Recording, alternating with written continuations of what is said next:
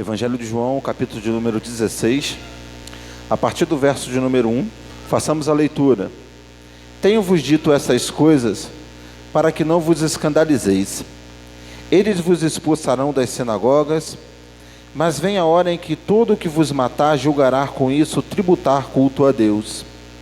Isto farão porque não conhecem o Pai, nem a mim. Ora, estas coisas vos tenho dito para que, quando a hora chegar, vos recordei de que eu vô-las disse. Não vô-las disse desde o princípio, porque eu estava convosco. Agora a gente vai lá no versículo de número 33 do Evangelho de João, lá no finalzinho do capítulo de número 16. Evangelho de João 16, capítulo de número 33, está lá no final, diz assim: Estas coisas vos tenho dito para que tenhais paz em mim. No mundo passeis por aflições, mas tende bom ânimo, eu venci o mundo. Amém? Então essa é a palavra do Senhor para o nosso coração nessa noite. Uma palavra muito oportuna para os dias atuais, os dias que estamos vivendo, aonde Cristo ele traz algo esclarecedor para o nosso coração. O Evangelho de João ele traz algumas características que os outros três evangelhos eles não compartilham conosco, né? Mateus, Marcos e Lucas eles têm uma ótica de um lado, mas João ele consegue visualizar uma ótica diferente sobre o mesmo acontecimento. João ele vê a mesma coisa, mas ele traz sobre uma outra ótica. Ele consegue esmiuçar algumas coisas que Mateus, Marcos e Lucas não colocaram. Não que não seja importante, mas ele tentou trazer com mais clareza, mais profundidade.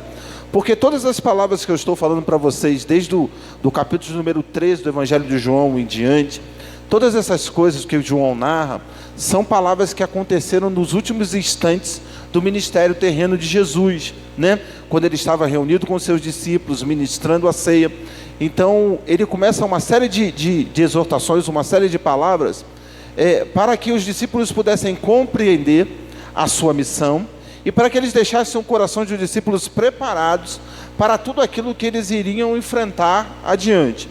A primeira coisa que ele tenta manter nos discípulos é o foco. A primeira coisa que ele busca é: olha, eu vou morrer, a minha hora chegou, mas vocês precisam manter o foco, né? E a gente ainda falou o seguinte: quando você não tem foco, você não sabe o caminho que vai prosseguir, você não tem confiança naquilo que você tem que fazer.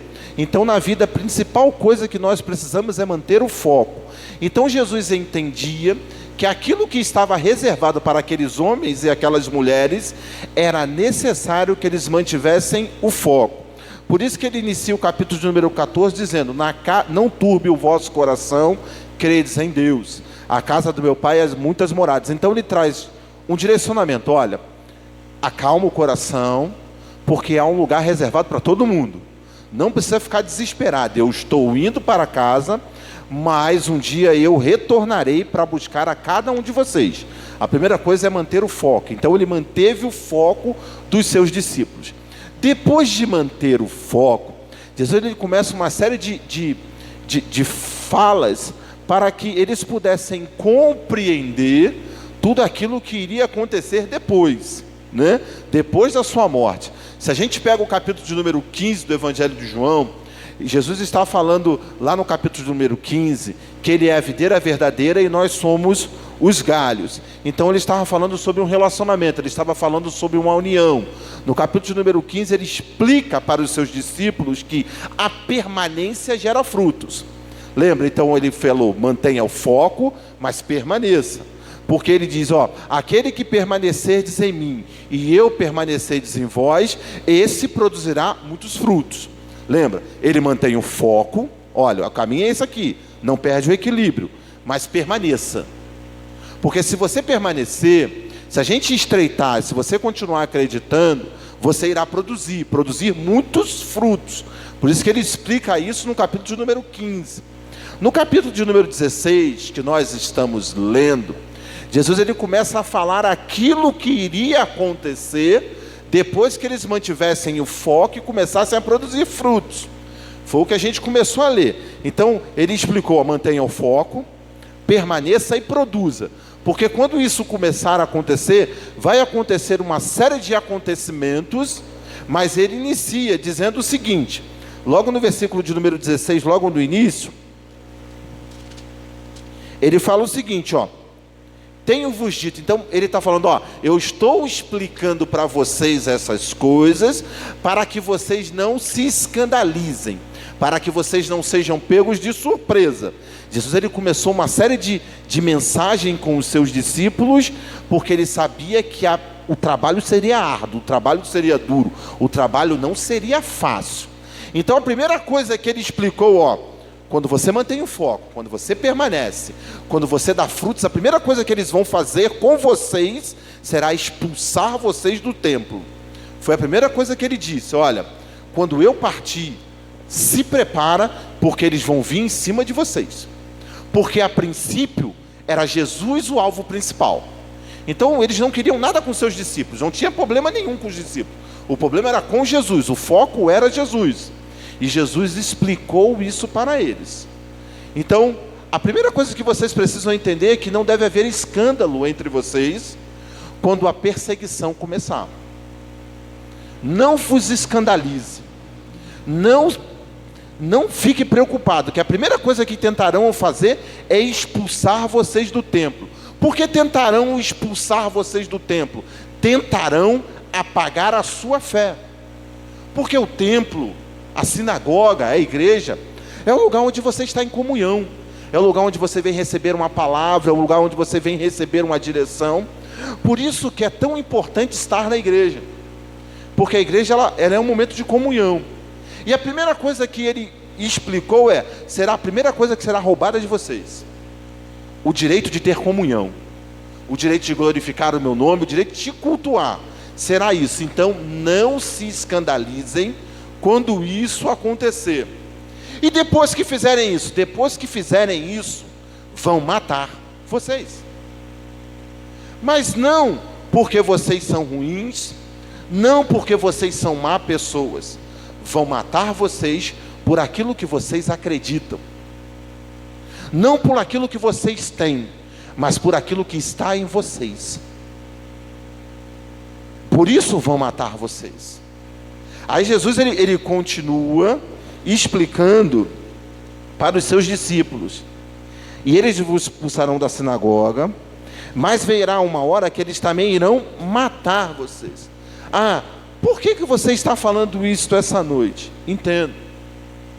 O Espírito Santo alertou, Jesus alertou os seus discípulos naquele momento, que existiria um momento que haveria uma peleja muito dura. Haveria um momento muito conturbado, muito complicado. E a história relata todo esse momento. Quando você pega e lê toda a história, você vai ver que depois que Jesus partiu, houve um período muito duro, um período muito violento para nós. Então Jesus ele tentou preparar o coração dos seus discípulos para este período. E por que a gente está pregando isso? Porque da mesma maneira que Jesus preparou os seus discípulos para esses dias, o Espírito Santo também vem preparar a sua igreja para esses momentos. O que o Espírito Santo quer, com todas as palavras, é que mantemos o foco, que a direção não seja perdida, que nós não viemos ficar escandalizados quando tudo aquilo que foi escrito começar a acontecer.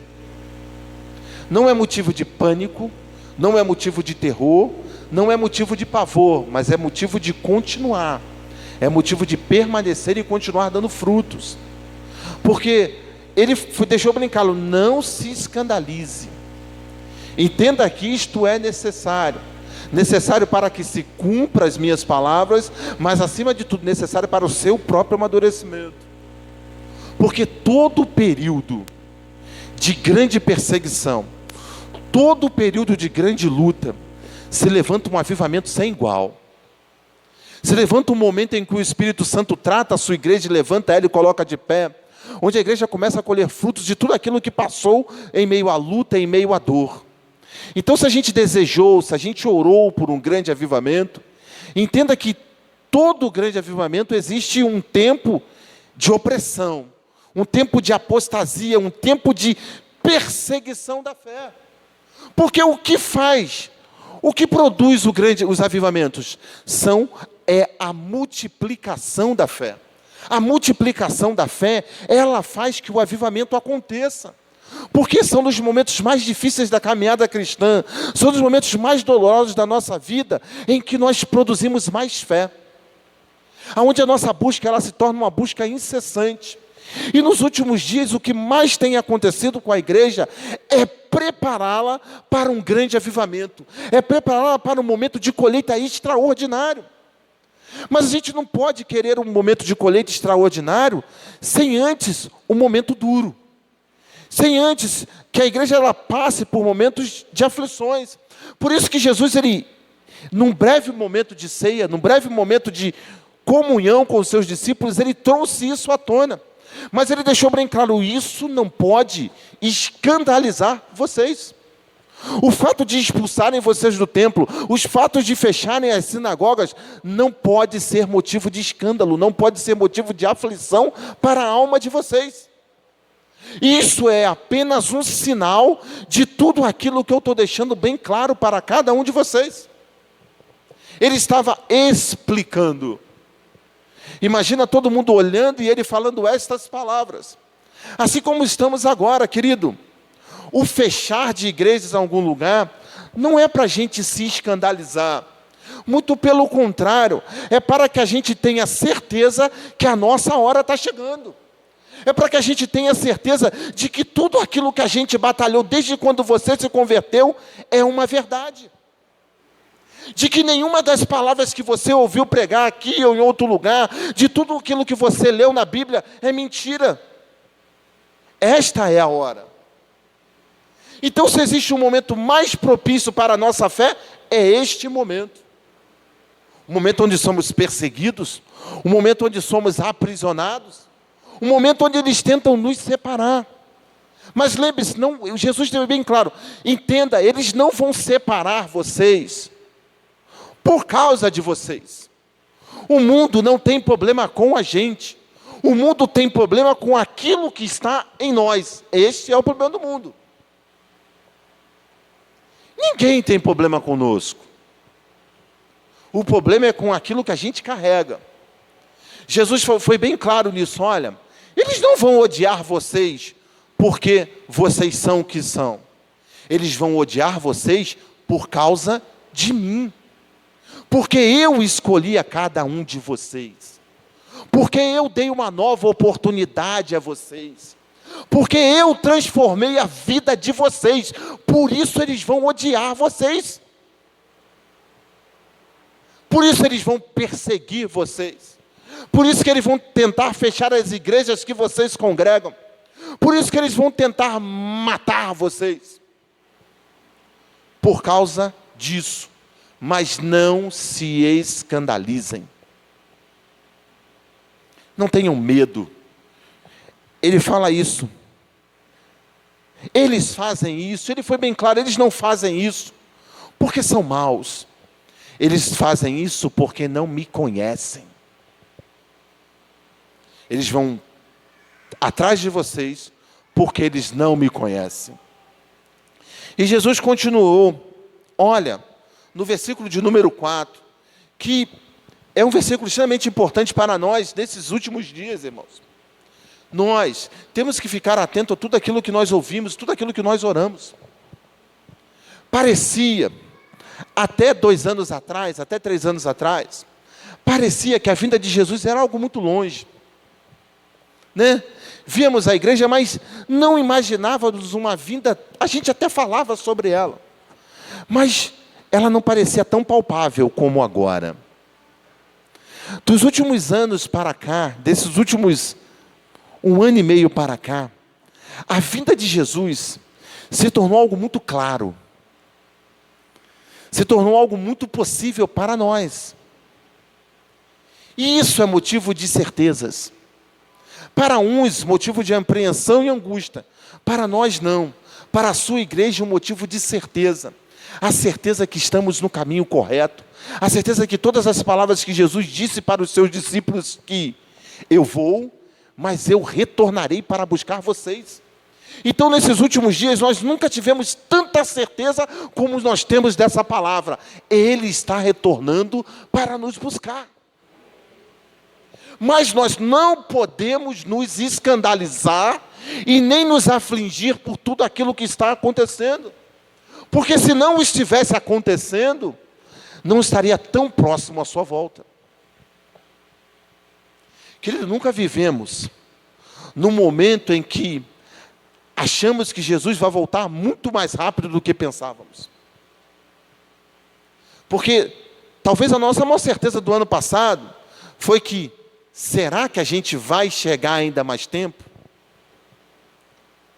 Será que a gente vai viver ainda para muitas coisas? Porque eu acho que não será possível mais viver para tantas coisas. Mas eu acho. Mas a única coisa que eu tenho a certeza, que tem ficado cada dia mais claro, que está chegando a hora. Isso eu tenho a certeza. Está chegando a hora. Isso tem ficado claro. Né? Porque nunca se viu, nós, esta geração, um momento tão conturbado e tão difícil como estamos vivendo. E reparem que agora o problema específico somos nós. Nós somos os grandes problemas agora. Nós estamos se tornando o grande vilão dessa história. E muitas das vezes nós não estamos percebendo isso. Estão nos colocando numa posição contrária a todas as outras. Como se nós não quiséssemos obedecer, como se nós fôssemos pessoas insurgentes, como se nós não tivéssemos preocupado com todas as coisas. A igreja está sendo colocada no local aonde ela precisa chegar, na contramão de todas as coisas. Não é por causa de nós, mas é por aquilo que está em nós. Então, o simples fato de fechar as igrejas não nos vão impedir de adorar, não, mas começa a nos direcionar à caminhada final. A postura de alguns homens em falar, não, você só lia em livros. Sabe aquelas histórias que nós lemos, a gente nunca, ou então só sonhou em fazer parte? Nós estamos fazendo parte de uma história em que as pessoas estão proibidas de ir ao templo. Mas lembre-se, Jesus disse o seguinte, olha, irão expulsar vocês das sinagogas. Começaram a nos colocar para fora. E não é só em alguns lugares, é na maioria dos lugares. Eles entendem que nós podemos ser um agente de contaminação muito grande. Então tudo vai conspirando a favor daquilo que Cristo diz. Mas a gente precisa entender que a gente não tem que se escandalizar. Mas o versículo de número 4, ele vem trazer uma clareza ainda maior para nós, assim como Cristo trouxe para os seus discípulos naquele momento, que é o seguinte, ora, essas coisas vos tenho dito para quê? Ele estava explicando, olha, eu estou falando para vocês porque quando a hora chegar, vós recordeis que eu disse isso. Por isso que este momento não pode ser um momento de surpresa. Não pode ser um momento de espanto para nós. Pode ser um momento de espanto para muitas pessoas, para nós não pode ser. Por isso que ele falou, lembra do versículo do capítulo número 14? Não se turbe o vosso coração. Porque se o seu coração estiver turbado, você não vai conseguir lembrar daquilo que eu falei para você antes. Olha como Jesus percorreu todo um caminho para falar algumas palavras. Primeiro que ele falou, se tua mente estiver confusa, você não vai lembrar desse momento. E é o que o Espírito Santo está nos recordando nessa noite. Lembre-se, eu já tinha dito isto para vocês. Mas quando? Quando eu deixei na minha palavra. Lembre-se, a Bíblia diz assim, ó, o meu povo ele perece, ele padece. Mas por que ele padece e perece? Porque lhe falta o conhecimento. O que é o conhecimento? O interesse sobre a minha palavra. É por isso que o povo padece. É por isso que nós, muitas das vezes, erramos a direção. Por isso que ele falou, olha, eu tô deixando claro hoje, porque lá na frente isso não tinha acontecido ainda, irmãos. E ele foi bem claro, Cristo deixou bem claro o seguinte, olha, não aconteceu porque eu estou aqui. Porque a hora que eu sair, se prepara. Ele estava deixando bem claro isso. Por isso que ele falou, olha, eu estou dizendo essas coisas para que quando a hora chegar, você lembre do que eu falei. E esta é a hora. É a hora da gente lembrar de tudo aquilo que foi falado para nós. De tudo aquilo que foi deixado para nós. É isso que ele estava trazendo à memória. Ele estava falando, olha, é necessário que você entenda e que se lembre de quando isso acontecer. Mas é nesse capítulo também que ele fala, olha, mas fica tranquilo, vai haver um auxílio. Haverá alguém para auxiliar. Haverá alguém para ajudar. Haverá alguém para te fazer lembrar. Eu estou te avisando, mas eu preciso ir para que aquele que te ajuda possa vir. Jesus estava preparando a nossa caminhada, estava preparando a caminhada dos camaradas. E ele falou, olha, eu preciso ir para o Pai, porque eu fiz essa missão aqui, agora eu preciso que aquele que o Pai enviar, prepare o caminho junto com vocês, para que quando eu retornar, eu encontre vocês. Aí ele estava falando sobre a vinda do Espírito Santo, a presença do Consolador, porque todo esse versículo ele vai falar sobre isso, sobre a presença do Consolador. Ele vai falar sobre que Jesus iria partir, mas haveria um amigo, alguém que estaria conosco para nos ajudar a recordar. Para que quando fechassem as igrejas, para quando nos expulsassem dela, para quando tentassem nos matar, a gente pudesse ficar ligado, opa, ele já me avisou, então eu preciso me preparar porque ele está retornando. Tudo o que está acontecendo agora, irmãos, é um aviso para nós. Olha, eu estou lembrando a você que você precisa ficar preparado porque eu estou retornando para buscar vocês. Então, tudo o que estamos vivendo nesse presente momento é uma recordação das palavras de Jesus. Fique atento, porque eu estou voltando. Então, o que o Espírito Santo está nos ajudando é não perder o foco nos últimos dias. Se manter no caminho. É isso que o Espírito Santo está fazendo nesses dias com a igreja. Olha, ele avisou. Se prepara. Não desvie o teu foco das coisas que estão acontecendo. Mantenha a direção. Aí no último versículo do Evangelho de João, capítulo número 16, é porque às vezes, a gente pega o versículo separado e monta toda a base da nossa vida, né?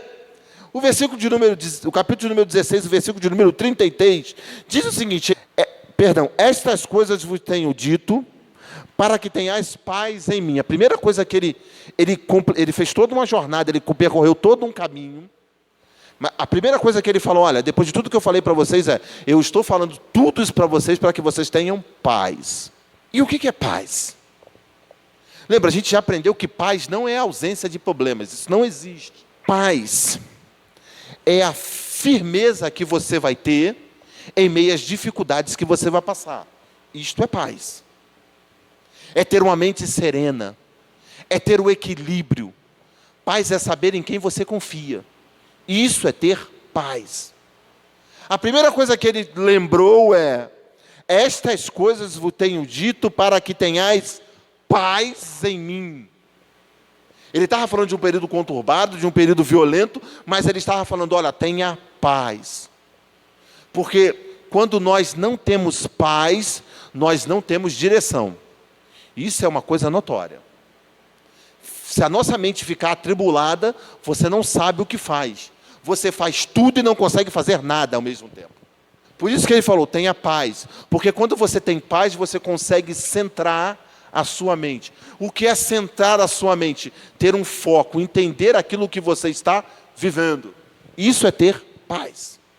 Por isso que ele falou, para que você tenha paz. Por quê? Para que você precisa ter paz? Aí ele diz, ó, no mundo passareis por aflições. Ele estava explicando para eles que enquanto eles vivessem aqui, de tempos em tempos aconteceria uma coisa com eles. Haverá perseguições, haverá as lutas diárias, haverá os problemas diários. As aflições do dia a dia estarão com vocês. Mas ele explicou algo para deixar para eles, e que deixa para a gente, mas tem de bom ânimo. Ele fala sobre paz, ele fala sobre aflição, mas ele fala com os seus discípulos sobre ânimo. O que é ter ânimo? Sabe aquele dia que você está muito cansado, trabalhou muito, você deita e fala, não tenho ânimo. Porque o desânimo, ele traz um peso, ele traz um cansaço, ele traz uma fadiga. As aflições produzem isso sobre a nossa vida. Um peso, um cansaço, uma fadiga, um nível de estresse muito grande. Mas repara, você dorme uma noite, ou então vou tomar um banho. Toma um banho. No meu caso, tomo uma boa xícara de café. Não sei no seu caso, de repente você toma um chá, come uma torrada. Mas sabe, você toma um banho, dá uma refrescada e você estava cansado. Você está sobrecarregado, mas você encontrou ânimo. O ânimo é a força para continuar a jornada. Mesmo que ela seja dura, mesmo que ela seja cansativa, mesmo que ela te maltrate, mas o ânimo, ele te coloca de pé e fala, vamos continuar. Por isso que ele fala, ó, por isso que ele traduz bem claro, ó, passei, mas tem de bom ânimo. Por que você precisa do bom ânimo? Porque ele explicou, eu venci o mundo. Foi dada uma sentença, existe uma sentença sobre o mundo, ele venceu o mundo.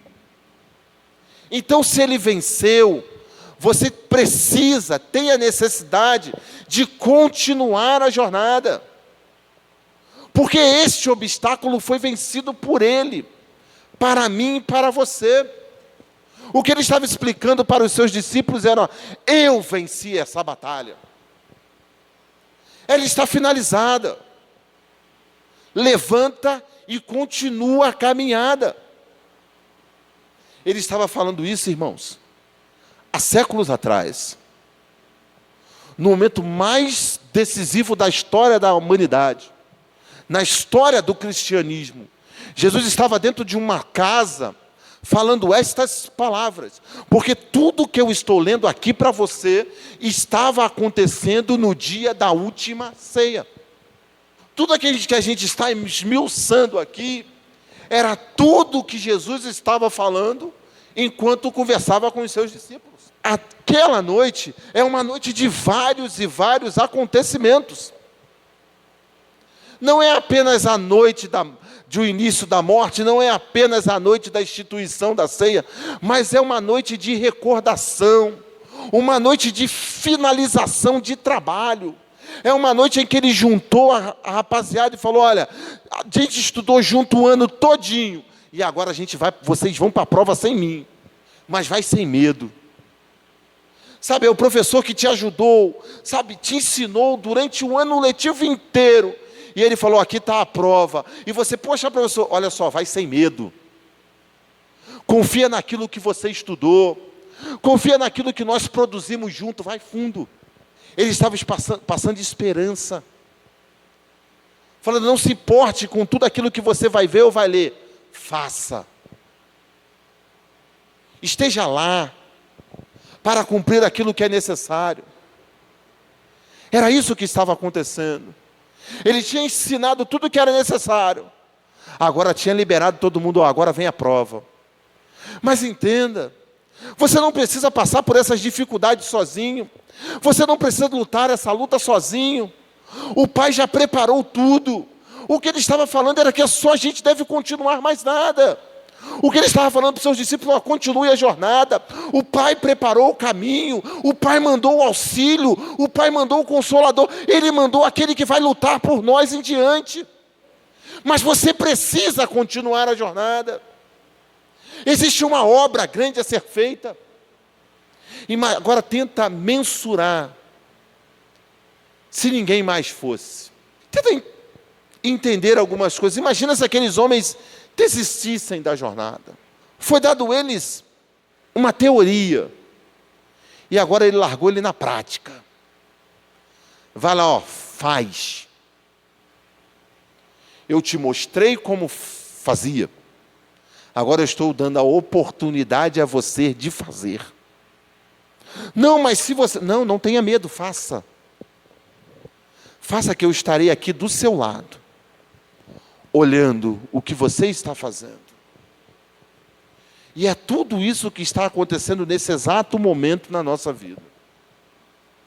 Essas palavras aqui, elas foram ditas há muitos anos, mas elas continuam extremamente verdadeiras e reais sobre as nossas vidas. No mundo tereis aflições, é o que acontece todos os dias.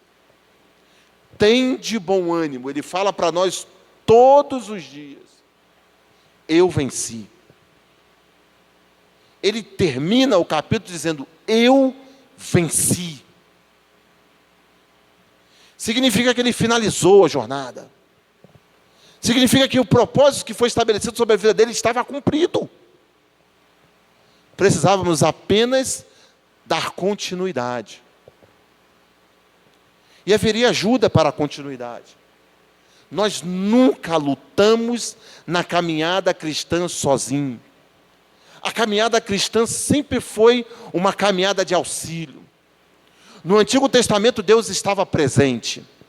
No início da história do cristianismo, Jesus estava presente. E no final da caminhada, o Espírito Santo está conosco. Nunca foi uma luta sozinha. A igreja nunca lutou sozinha. Desde o dia que Deus nos escolheu, Ele esteve do nosso lado. Deus nunca abandonou os seus filhos, porque Ele sabia que não era uma luta sozinha. Mas era uma luta que Ele não poderia evitar que nós lutássemos. Para que pudéssemos amadurecer, para que pudéssemos crescer, mas acima de tudo, para que a nossa fé nele fosse multiplicada. Por isso a caminhada nunca foi sozinha.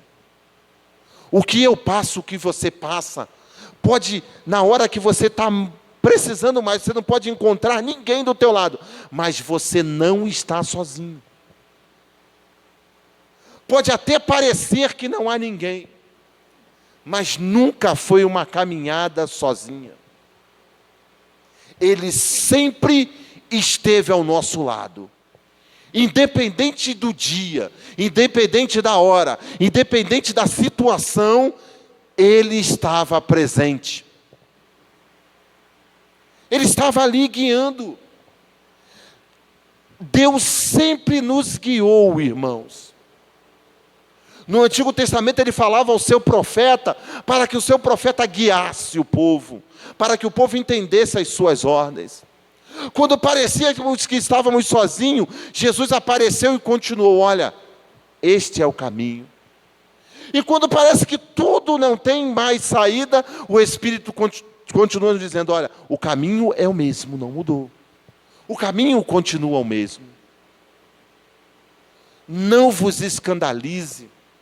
Não vos preocupe, não fique temeroso pelas notícias que vocês vão ouvir e vão passar. Continue, eu venci.